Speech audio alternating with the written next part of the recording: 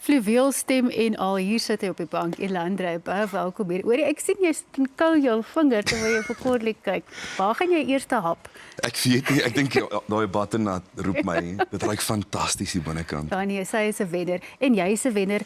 Dat jy vanoggend hier saam met ons is en ook ons sien verskriklik daarna uit om jy by die toekenningsaand te kry. Maar nou moet jy eers vir my vertel van hierdie mylpaal wat jy bereik het. 10 jaar in die vermaaklikheidsbedryf. Kan jy glo dit is al so lank? Dit is 'n voorreg, Charlie. Ja. Regtig. Ek tel nog elke dag is 'n nuwe dag en ek vat elke dag nie vir granted nie. Ja. Ons het nou sopas 'n dekade show gedoen by Atterbury. Dit was fenomenaal om net 10 jaar se musiek bymekaar te bring en eintlik net so 'n bietjie terug te kyk en te wonder wat het ek gedoen die laaste 10 jaar en nogal uitgedraai as Heel wat suksesvol. En ek is baie dankbaar vir die mense wat daar was ook. Dit gaan oor hulle. Wat leer 'n mens in 10 jaar? Wat is van die lesse wat vir jou uitgestaan het? Jy het baie minder geweet aan die begin as wat jy gedink het. En ek dink jy leer dat jy nuuskierig moet bly oor wat jy doen. Ja, ek is nuuskierig en sodoende elke album vat my in 'n nuwe rigting in.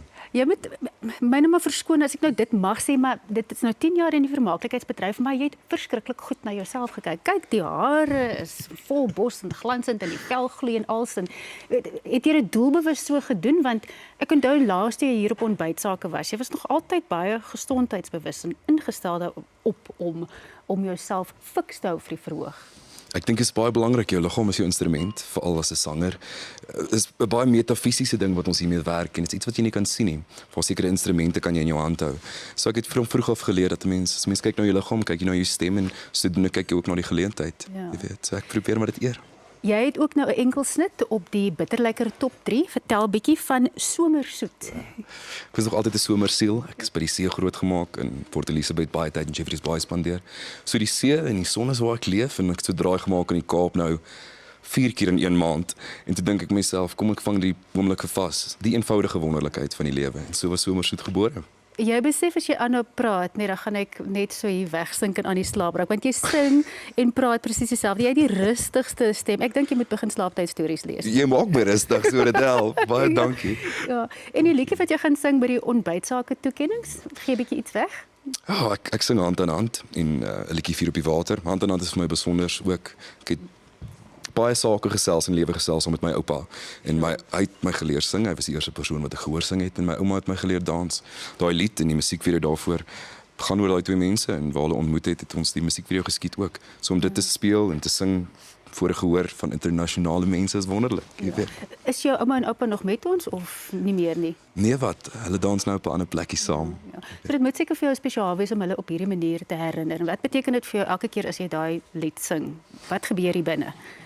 Gee my 'n warm gevoel om hand aan hand elke keer te sing en ek dink die boodskap wat my oupa en ouma by my gelos het is smaaklik is plaaslik, jy weet.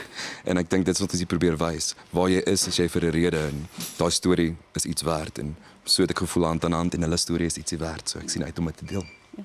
So die toonsetting van jou liedjies, dit doen jy self, jy skryf jou liedjies self, maar dit lyk vir my asof daar altyd 'n baie diep denkproses en 'n baie persoonlike proses en geskiedenis ook met jou liedjies saamgaan. Is dit altyd so? Voel jy nie uitgeput as jy klaar geskryf is nie, want jy stort jouself dan nou so uit in jou kuns? Ek dink daar's nooit 'n tekort aan inspirasie nie vir my nie. Ek dink ek hoef niks op te maak nie. Die lewe is interessant genoeg en soms nie in my eie lewe nie, maar my vriende wat ek het en die wonderlike mense wat ek in my lewe het, hulle gee soms vir my dinge om oor te skryf. Ek dink jy mense hoef te soek nie.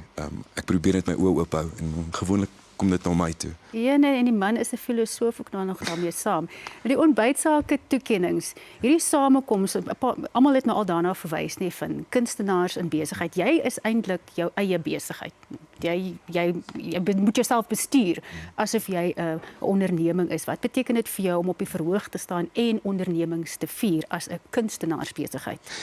Ek dink kuns is baie moeilik om te maak sonder finansies en ek het dit baie vroeg geleer ook. Ek het vir die eerste 8 jaar van my loopbaan het ek saam met 'n wonderlike maatskappy gewerk. Maar nou om my geld te sit waar my mond is en werklik die moeite te doen om te bewys dat ek glo in wat ek doen deur om die moeite in te sit en 'n album bymekaar sit en 'n musiekvideo daarvoor te maak. Dis 'n ander manier en jy stap met baie meer verantwoordelikheid op verhoog op, sou ek sê. Maar dis kom dit lekker is om van die ou liedjies ook nou en dan te leen. Want hulle herinner my dat ek dit kon doen met 'n span en dat ek dit nou kan doen met 'n ander span ook. Maar besigheid is waar dit is op die einde van die dag. So Jy het duidelik respek vir jou gehoor, vir jou kuns en ons het baie respek vir jou daarvoor. Baie dankie dat jy vanoggend kom kuier het, hoor.